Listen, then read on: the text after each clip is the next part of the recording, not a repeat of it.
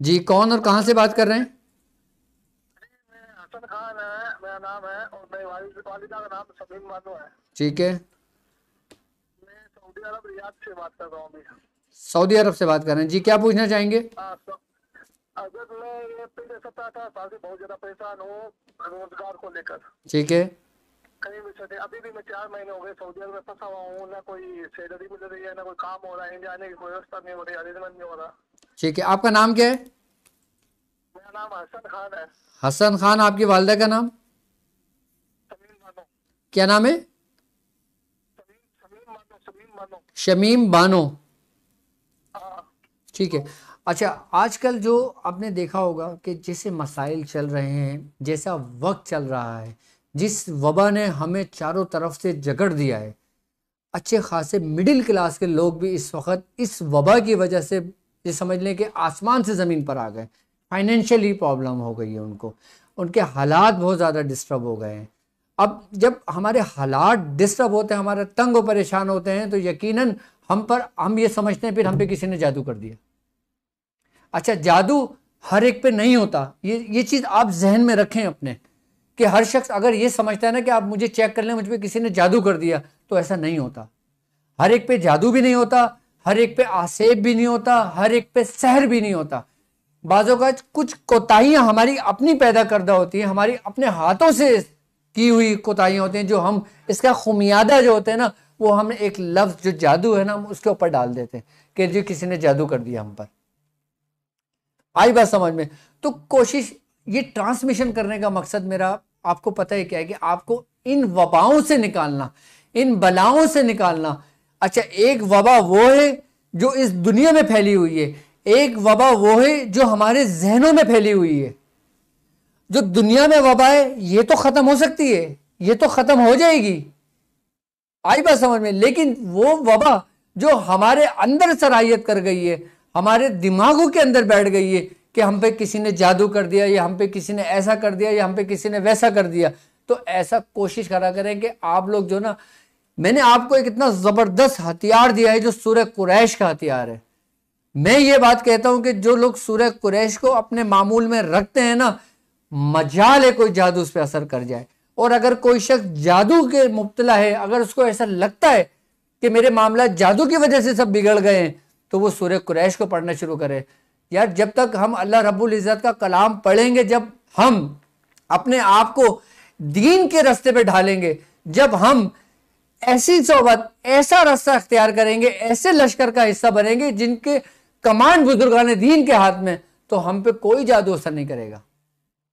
میرے لشکر میں اگر 50,000 لوگ ہیں نا، اور اگر وہ اس لشکر میں شامل ہوئے اور انہوں نے سورہ قریش کی زکات ادا کر لی ہے نا، تو میں یہ بات کہتا ہوں ان کے اوپر سے ان کا جادو ختم ہو جائے گا ایک وقت میں، چاہے وہ کتنا ہی شدید، کتنا ہی سخت کیوں نہ ہو۔ میں چاہتا ہوں کہ آپ لوگ اپنے آپ کو ان چیزوں سے نکالیں۔ جادو کوئی اتنا آسان نہیں ہے جس کو ہم نے یہ لے لیا ہے۔ میرے پاس اگر 50 مریضوں کو اپنے کلینک پہ دیکھتا ہوں نا، آپ یقین کریں گے ان 50 میں سے جو نا 45 مجھ سے یہ آ کے کہتے ہیں کہ ہم پہ جادو ہے، اور جب میں ان کے معاملات کو چیک کرتا ہوں تو کچھ مجھے 5 ہی نظر آتے ہیں کہ جن کے اوپر جادو ہوتا ہے۔ اب میں کیا کروں؟ ان 40 کو منع کر دوں کہ آپ پہ جادو نہیں ہے؟ نہیں، میں ان کو منع نہیں کرتا، لیکن میں ان کی اصلاح کرتا ہوں۔ ان کی اصلاح میں کیسے کرتا ہوں؟ کہ ظاہر سی بات ہے، اگر دماغ کے اندر ہمارے کوئی خناس پیدا ہو گیا ہے، یا ہمیں لگتا ہے کہ ہمارے اندر ایسے کوئی معاملات، ایسی کوئی باتیں، ایسی کوئی سرزد ہو گئی ہیں ہم سے، تو میں ان کو آہستہ آہستہ ریموو کرتا ہوں اور ان کو کلام الہی کی طرف لے کر آتا ہوں۔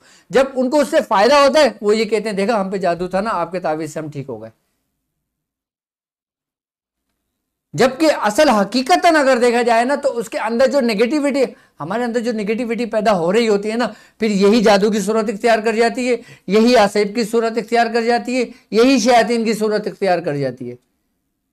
جب ہماری نیگیٹیوٹی ہمارے دماغ کے اوپر حاوی آتی ہے نا، تو ہمارے دماغ بھی جیسے انزائم پیدا کرنا شروع کر دیتا ہے، کہ جیسے ہمیں یہ فیل ہوا کہ یار فلاں ہمارے ساتھ یہ ہوا تو یہ جادو کی نشانی ہے، جادو کی علامت ہے۔ ضروری نہیں کہ وہ جادو کی علامت ہوگا، جادو کی نشانی ہوگا۔ جادو ایک بالکل ہی الگ چیز ہے۔ آج کے دور میں جادوگر بھی اتنے فارغ نہیں ہیں، اور میں یہ سمجھتا ہوں کہ اس دور کے اندر نا بہت کم ہی لوگ رہ گئے ہیں جو گنتی چنتی کے جو جادو کرنے والے ہیں، جو اس کا اتار کرنے والے ہیں, جو اس کام کو جانتے ہیں.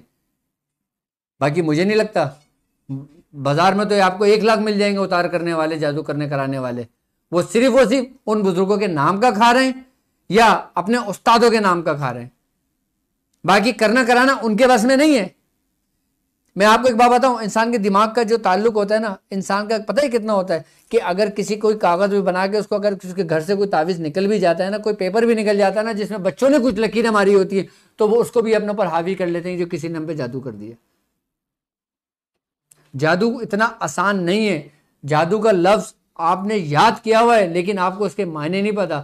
جادو اگر کسی کے ہوتا ہے نا, پوری پوری نسلیں برباد کر دیتا ہے.